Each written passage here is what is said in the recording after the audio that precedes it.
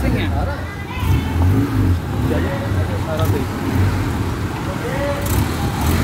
अस्सलाम वालेकुम गाइस, मेरा नाम इब्रार और कैसे हैं आप सब। उम्मीद करते हैं सब खैरियत से होंगे। जिस तरह के भी आप मेरी अगर वीडियो फॉलो कर रहे हैं, आपको पता होगा कि हमने एक ईजी का भी रिव्यू करना था और ये कार है आपके सामने। इससे पहले हमने इंडस का किया है, तो आपने अगर वो नहीं देखा तो जाके ज़रूर देख लें, मज़े का बनाया है। और उससे पहले अगर आपने पाक व्हील ऑटो शो का नहीं देखा तो वो भी जाके देख लें। उधर से ये सिलेक्टेड कार्स कुछ हैं जिनका हम रिव्यू करने लगे हैं। तो आज हम आपको ईजी दिखाते हैं। जो ईजी फ़ैन है ना, वो पॉपकॉर्न लेके बैठ जाएँ, मज़ा आने वाला है वीडियो देख के। तो साथ रहिएगा।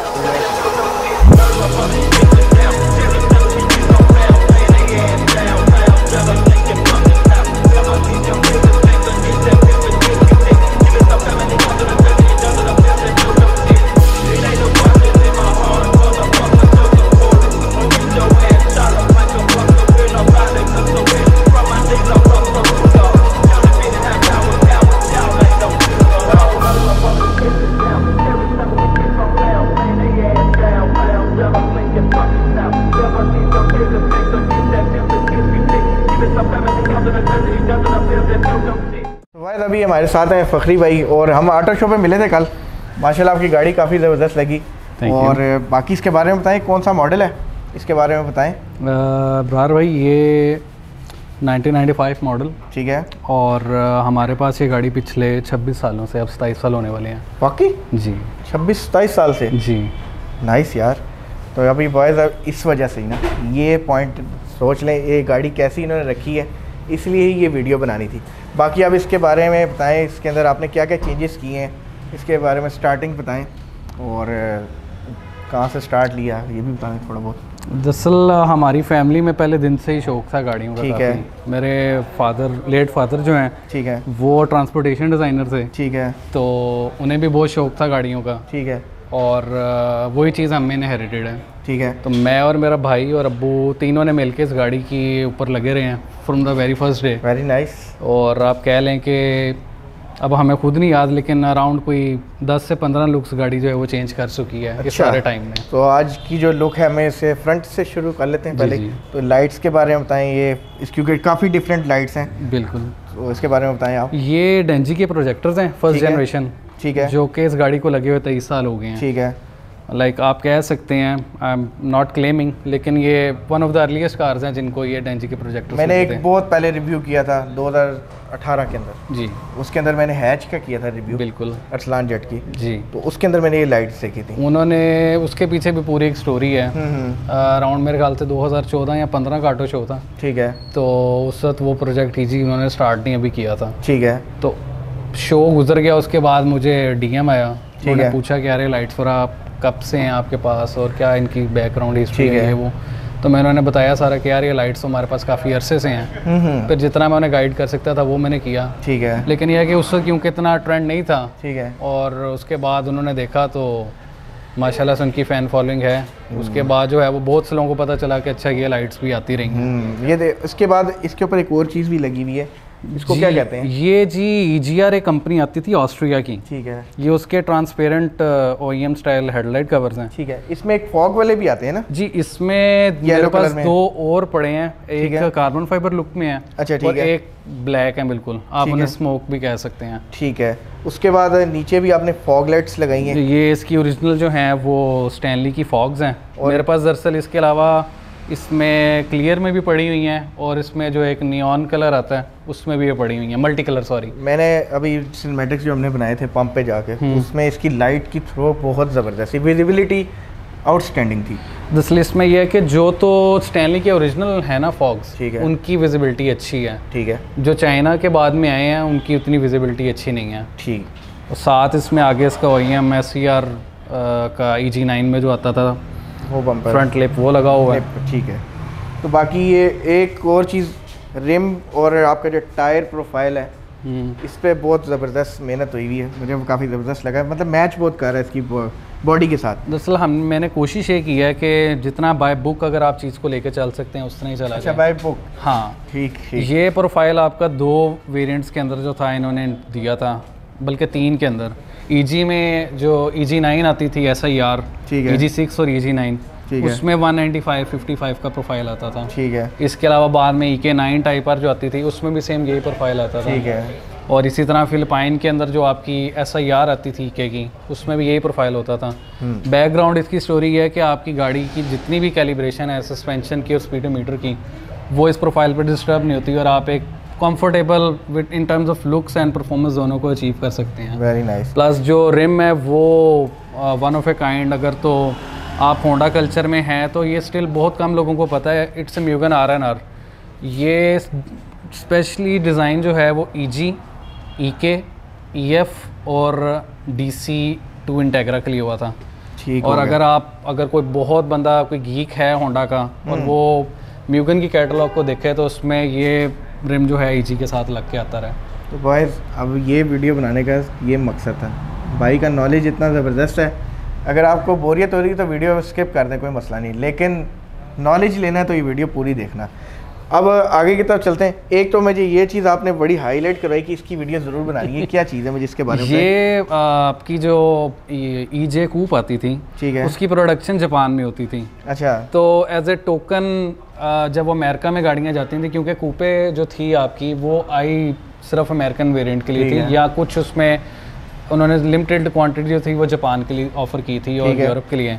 तो जो गाड़ियाँ जापान से बन के अमेरिका जाती थी और जोन सी गाड़ियाँ अमेरिका में बनती थी, उन पे ये होंडा ऑफ अमेरिका का जो था एम्बलम लग के आता था उन गाड़ियों के साथ। ईगल बनी हुई इसके ऊपर? जी, ईगल बना हुआ है। ठीक है। तो ये इसके पीछे बहुत लंबी स्टोरी है, ये एक्वायर करने में बहुत मेहनत हुई थी। अच्छा, मतलब कि छोटी छोटी चीज़ें भी हैं जिसमें मैं इतना बिल्कुल ऐसी है, इस गाड़ी में बहुत सी चीज़ें ऐसी हैं जो कि विद टाइम आप कह लें कि ऑल अराउंड द वर्ल्ड आती रही हैं। अच्छा, सस्पेंशन में भी कुछ? जी, ये कॉइल ओवर्स पे है। अच्छा, कॉइल ओवर्स पे है। फ्रंट आपके चारों कॉइल ओवर्स आ गए, प्लस आगे इसकी स्टर्ट बार लगी हुई है, पीछे इसकी EG9 की अपनी जो रियर स्वे बार आती है, ठीक है, वो भी लगी हुई है ऐसे। ठीक है। तो ये गाड़ी इन टर्म्स ऑफ स्टांस पे मैंने इतनी वर्किंग नहीं की हुई, मुझे दरअसल सर्किट्स और फार्मूला 1 का शौक है। अच्छा। तो मैं उसी से इंस्पायर होके सर्किट मोर लाइक आप कह लें सर्किट ओरिएंटेड है कि हैंडलिंग आप एंजॉय कर सकें, स्टेबिलिटी अच्छी होनी चाहिए गाड़ी की। ठीक है, बाकी स्टिकर तो आपने? हाँ, ये कैटलॉग के साथ आता है म्यूगन की, तो क्योंकि म्यूगन इंस्पायर्ड है इस वक्त, ठीक है, तो वो साथ लगा हुआ है। आप ये देखें बॉयज़, ऊपर लाएं भाई, ये छोटी छोटी जगह पे आपको डिटेल नज़र आएगी कि इन्होंने किस तरह म्यूगन की एक पूरी कैटलॉग को फॉलो करके बनाई है। एग्जॉस्ट के बारे में बताएंगे सर। जिस तरह म्यूगन की बात हो रही है तो म्यूगन का ही ट्विन लूप एग्जॉस्ट है, ठीक है, साथ इसके 4-to-1 हेडर्स हैं जास्मा, ठीक है, और उसके साथ सेंटर में रेजोनेटर है और SS की कंप्लीट पाइपिंग है, ठीक है। और लाइट्स भी आप कह रहे थे चेंज है? हाँ, लाइट्स ये हमारे यहाँ पे मार्केट में और हमारे जो करंट आप कह लें जो सर्कल है उसमें इनको तो RS की लाइट्स कहते हैं, लेकिन मैं इधर करेक्ट करना चाहूँगा, these are not RS lights. RS offer ही नहीं हुई थी इसमें, ये लाइट्स को कहते हैं आफ्टर मार्केट लाइट्स हैं, इनको 50-50 टेल लाइट्स कहते हैं। अच्छा, 50-50। हाँ, बस फ़र्क इसमें ये आता है कि आपका जो इंडिकेटर्स हैं, जो बोन स्टॉक लाइट आती है उसमें ऑरेंज होता है, तो इसमें वाइट आ रहा होता है। अच्छा, इसमें वाइट आ रहा होता है। क्रिस्टल कलर के अंदर? नहीं, क्रिस्टल है नहीं है, लेकिन ये कि थोड़ी सी फेस लिफ्टेड व्यू गाड़ी को दे रहा होता है। ठीक। और ये भी आपने एक एड ऑन किया है, डक्ट स्पॉइलर कहते हैं। ये ओरिजिनल इसका स्टैनली ओरिजिनल SIR EG9 के साथ आता था, तो वही लगा हुआ है। नाइस। प्लस JDM का गार्निश है। ये मेरे पास दूसरा भी पड़ा हुआ है रेड वाला, लेकिन वो ज़रा ओवरडू हो रही थी, इसलिए मैंने ये वाला यूज़ किया। बॉयज़, आपको एक चीज़ दिखाना चाहता हूँ, एक लड़का बुलाते हैं जी, ये ब्रेक लाइट आपको दिखानी है, इधर ये वाली दिखाएं। हमदा भाई ज़रा ब्रेक मारना। अब मैं ये बॉयज़ ये लाइट दिखाते हैं जी, इस लाइट के बारे में बताएं, इसका स्पेशल सिनेमैटिक बनाया है हमने। ये आपकी जो EG फेरियो आती है, ठीक है, EG9 EG8, उसके अंदर ये थर्ड ब्रेक लैंप इन्होंने ऑफर किया था, ये ऑप्शनल एसेसरी है, ठीक है। तो ये with years of time and आप कह लें सर्चिंग, कुछ चीज़ें यहाँ से, कुछ चीज़ें बाहर से, कुछ रिलेटिव्स हैं, कुछ भाई भी मेरा कनाडा में होता है, तो करते कराते वो विद टाइम चीज़ें इकट्ठी हो गई हैं, like it's not a single day drill. ठीक है। तो और ये भी आपने लगाया, इसको क्या कहते हैं? ये इसका एयर वाइज़र है, लेकिन ये अच्छे ज़मानों का एयर वाइज़र है। अच्छा, आप अगर इसको देखें तो इसकी ज़रा बिल्ड क्वालिटी ज़रा ज़्यादा अच्छे वाली है, मोटी गेज का है, ये ताइवान का बना हुआ है। अच्छा, ताइवान। हाँ, अब क्योंकि चाइनीज़ चीज़ें आ गई हुई हैं तो ये ताइवान का है। ठीक हो गया। तो बॉयज़, अभी माशाल्लाह की गाड़ी आउटलुक आपको दिखा दी है, इंजन में भी कोई वर्किंग की है या इंजन स्टॉक है?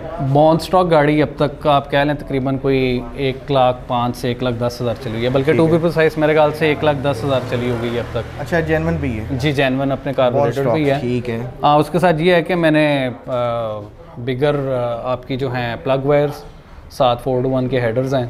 ठीक है। साथ नीचे जिस तरह मैंने पहले बताया एसएस की पाइपिंग है सारी। ठीक है। तो अभी हम इसका इंजन रूम देखते हैं, फिर उसके बाद इंटीरियर रूम देखते हैं, साथ रहिएगा। सो बॉयज़ ये अभी हमने आपको इंजन रूम दिखाने लगे हैं। भाई इसके बारे में कुछ बताएं, इंजन कौन सा है ये? सर इसका स्टॉक D15B। अच्छा ठीक है। कार्बोरेटेड और अपनी हालत के अंदर है ये? जी ये अभी तक अल्हम्दुलिल्लाह सारा पैक है, अभी तक कोई ऐसा कोई क्लच प्लेट कोई ऐसा कभी इंजन खुला नहीं है ये। ठीक है। और अपने माशाल्लाह से 100% कंप्रेशन में है। दरअसल गाड़ी बहुत अरसा खड़ी रही है, सेकेंडरी कार हमारे पास एक और भी होती थी। ठीक है। तो डेट्स द रीज़न कि ये फिर थोड़ी सी प्रिजर्व ही रह गई। ठीक है। अभी भी आपको बहुत से जगहों पे वो जो कंपनी से जब गाड़ी निकलती है तो जो बोल्ट्स के ऊपर येलो पेंट लगा होता है वो आपको लगा नजर आएगा। बिल्कुल बिल्कुल, ये फ्रंट पे भी थोड़ा बहुत आपको नज़र आ रहा होगा। तो आप इधर से आप देख लें, ये येलो पॉइंट नज़र आ रहे होंगे। ये रस्ट नहीं है बॉयज़, ये पेंट है। तो अच्छा, अब मुझे इसके बारे में बताएं, कुछ चीज़ें आपने ऐड ऑन की हुई हैं, लाइक जिस तरह कि स्टड बार है। ये आपकी स्टड बार आ गई। ठीक है। साथ आपके हार्ड सॉफ्टनेस में कॉइल ओवर्स आ गए। ठीक है। उसके साथ आपकी मैंने ये बिगर साइज वायर्स लगाई हुई हैं। ठीक है। इससे क्या परफॉर्मेंस में फ़र्क पड़ता है? हाँ, करंट थोड़ा सा बेहतर हो जाता है। अच्छा, करंट पासेस अच्छे हो जाते हैं। ठीक है। साथ वही 4:1 हेडर्स हैं। बाकी आपने HIDs वगैरह लगाई? हाँ जी, लो बीम में HIDs हैं। ठीक है। Other than that it's all bone stock. सही हो गया, बाकी आपका बिल्कुल क्लियर है। अच्छा, ये इसका इसी तरह ही आता है? जी ये इसका ऐसे ही आता है।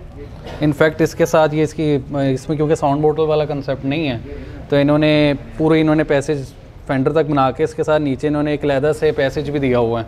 उसमें आप साथ साथ चेंज करते रहते हैं ल्यूब। ठीक है। ताकि जितनी भी मिट्टी वगैरह वो सारी साफ़ हो सके। वो भी दिखाना ज़रा मुश्किल होगा।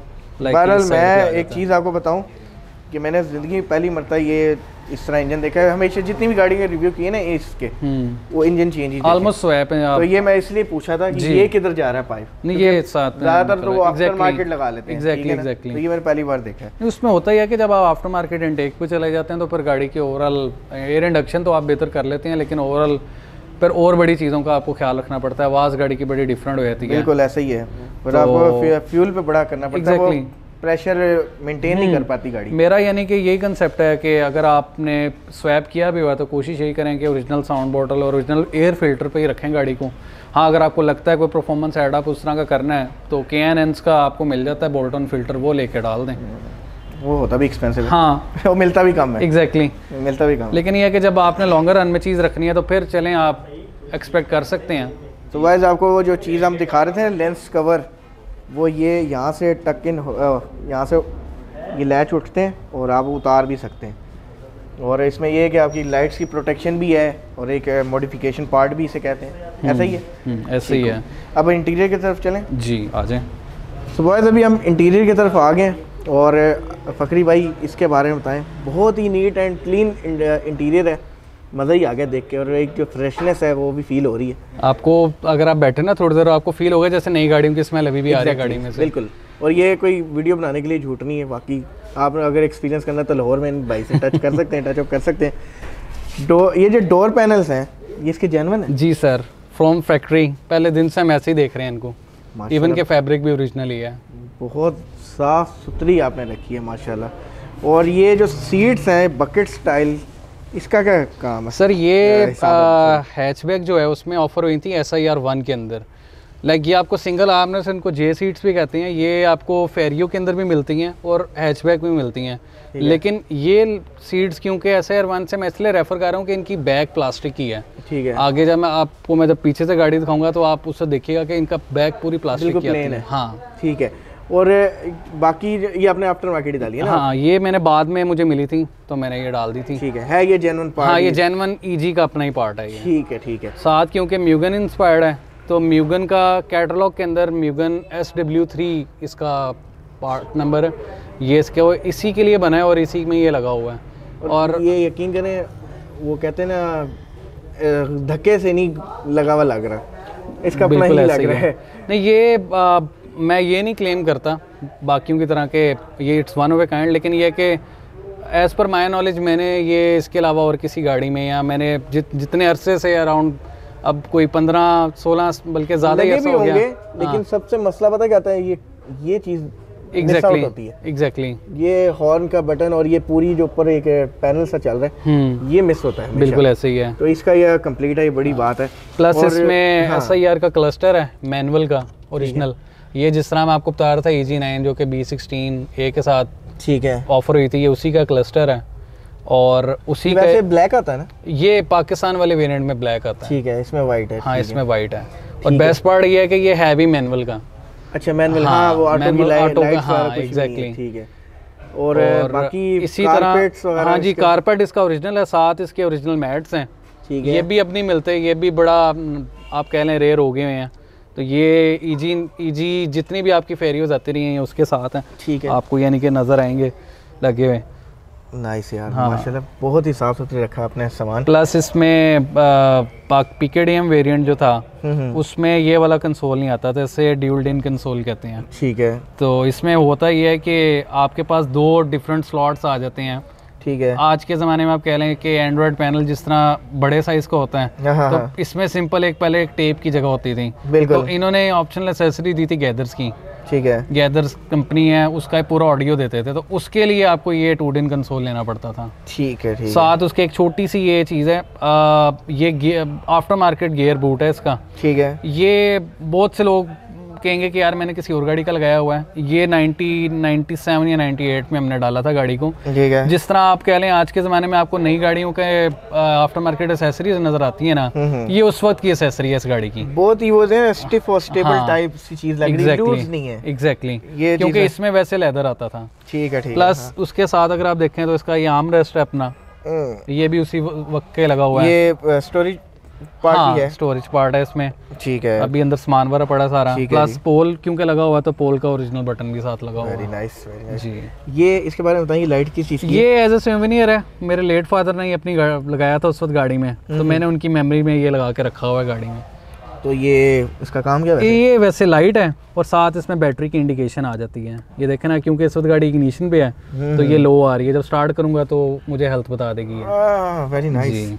और आपने ये वो साथ हाँ सेफ्टी हैजर्ड साथ लगा हुआ है। एग्जैक्टली, ठीक है। बाकी it's all you can say, यानी कि कोशिश की है कि जितनी बोन स्टॉक हो सकती है।